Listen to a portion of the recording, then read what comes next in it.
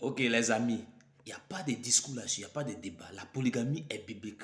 La polygamie est biblique. Mais est-ce qu'elle est chrétienne? Est-ce qu'elle est chrétienne? Question. Matthieu 19, verset 9.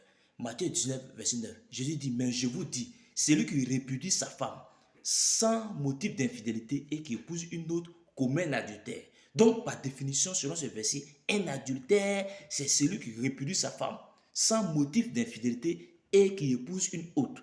Autrement dit, un adultère, c'est celui qui rompt le lien de mariage entre lui et sa femme sans motif d'infidélité et qui épouse une autre. En d'autres termes, un adultère, c'est celui qui n'a pas réussi à rompre le lien de mariage entre lui et sa femme et qui épouse une autre femme. On peut dire encore qu'un adultère, c'est celui qui est toujours lié à sa femme. Puisque le divorce n'est pas valide devant Dieu.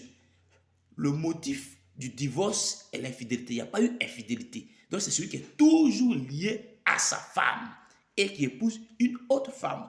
Donc un adultère, c'est celui qui est lié à sa femme et qui épouse une autre femme. Regardez, un polygame, c'est qui? Un polygame, c'est celui qui est marié à une première femme et qui épouse une seconde femme ou une troisième femme. Donc un polygame, c'est celui qui est toujours lié à sa femme, à sa première femme, et qui épouse une autre femme.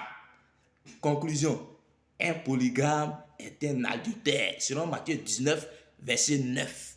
Parce que le premier a essayé de rompre, mais il n'a pas réussi à le rompre. Le divorce n'est pas valide, le divorce n'est pas consommé, donc il n'y a pas eu de rupture. Et le péché, il allait épouser une autre, il allait tisser un autre lien. Le Seigneur a condamné ça. Donc, c'est la même chose avec le polygame. Lui-même n'a pas essayé de rompre, mais ils sont toujours liés à la première femme. Donc, c'est ça.